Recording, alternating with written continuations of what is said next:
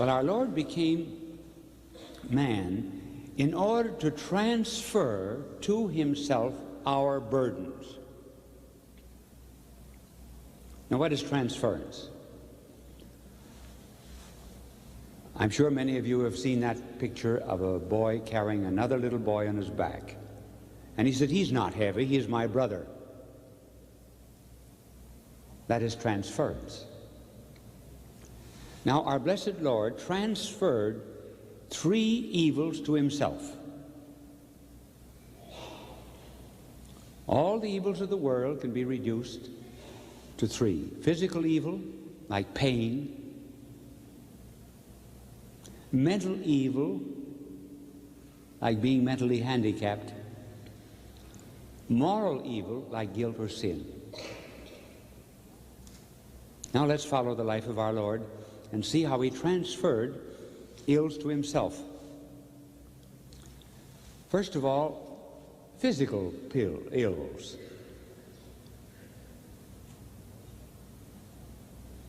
We read in the Old Testament prophet Isaiah, and Matthew repeats it, that our blessed Lord took upon himself our sicknesses and our illnesses. Was our Lord ever sick? Very likely not. And why? Well, because our Lord never gave to man any power to do anything to him until the time of his passion. The moment he said now, as he went into the garden, then men could do to him as they willed. But up until then, they tried to throw him over a hill. He walked through the midst of them. 3 times they attempted to stone him without effect. How then, if our Lord was never sick, could he take upon himself our sicknesses and our illnesses?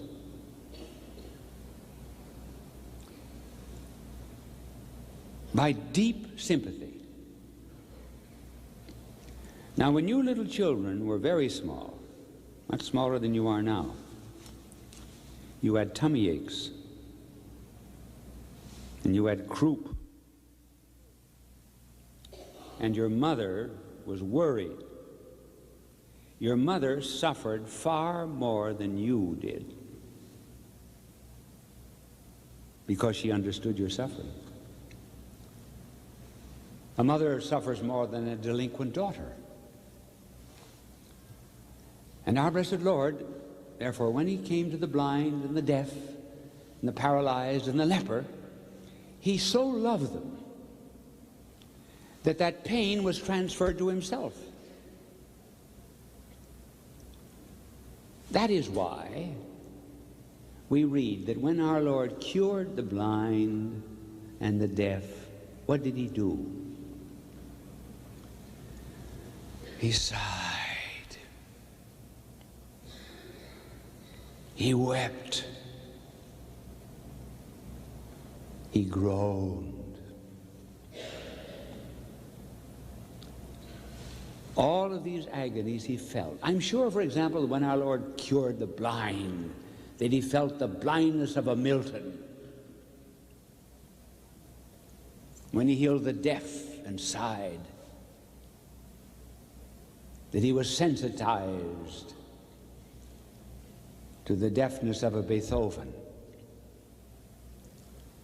So our blessed Lord, therefore, transferred to himself all the pains that we could ever suffer, so that we would never say, God does not know what it is to suffer. And then, having overcome all of that in the resurrection, he gave us the example of being patient under trial.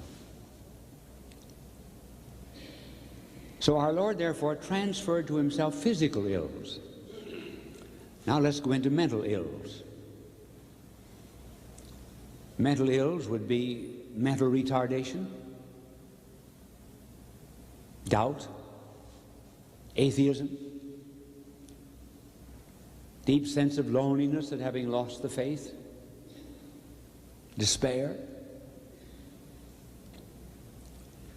All of these people have to be redeemed. And how could they be saved? except by the Lord taking upon himself those effects of sin. And he did that at that moment when the sun was ashamed to shed its light upon the crime of deicide, and hid itself at high noon. And in the darkness, our blessed Lord uttered that cry, my God, why?